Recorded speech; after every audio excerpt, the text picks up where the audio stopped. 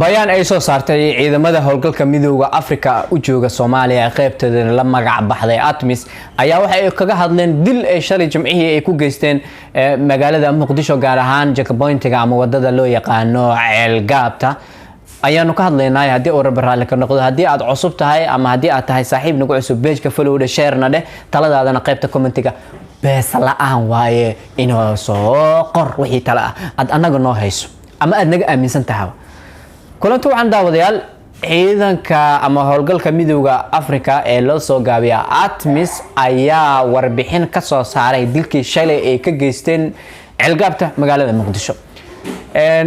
waxa ay ku sheegeen howlgalkooda ama qoraalkooda ama bayaankooda waxa ay ku sheegeen in nin aan la garanayn bal fiiriyo waxay leeyihiin wax ay isticmaaleen ama ereyga isticmaaleen ayaan rabaa inaan idin sheego waxay leeyihiin nin aan la garanayn ayaa wuxuu soo tuuray wax aan la garanayn heebtooda kadib ciidanka ilaalada ah ee gaariga saarnaa badqabkooda ayagoo ka fikiraya ayay ninkii rasaas ku fureen sidaas ayayna ninkii uu ku dhintay saas darteed waxaan aad ugu shalaynaynaa dilka ka dhacay ama dhacdadaasi Ceelgaabta ka dhacday ayaanu ka shalaynaynaa ee uu geystay askar kamid ah ilaaladeena ama ciidankeena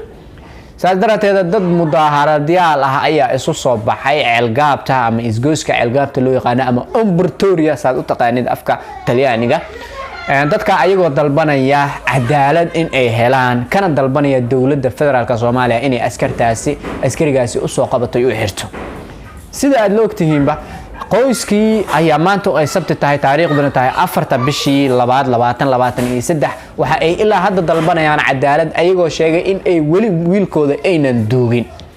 lamaha ammaanka ee Soomaaliya ayaanu wali soo qaban ayaa la dhihi karaa askarigaasi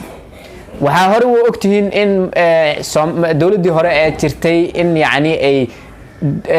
dil toogasho ay ku xukuntay 5 askari oo dil ka geystay bari ramey ahayd mise aw dheegle idinka taqaaniin hadii warbixin qaldan idin soo gudbina ka raali noqda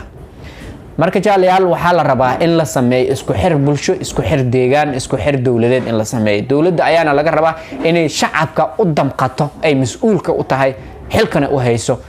iyaduna inay ilaaliso dawladda federaalka Soomaaliya waxay u dhaaratay shacabka Soomaaliyeed maadaama shacabkan ay u dhaaratay ay yihiin kuwii ciidankooda booliska ama ciidankooda gaar ay dilayaan kuwii ilaalada midowga Afrika u joogana ay dilayaan waxa habooneed in ay dawladda federaalka Soomaaliya ay ka dhiidhiso arrinkaasi ka calool xumaato ka fikirto dadkoodana u damqato dawladda fariinta idin diray waxay tahay dadkiina u damqada masaakiintana ayaan la baabi'inin ayaan idin leeyahay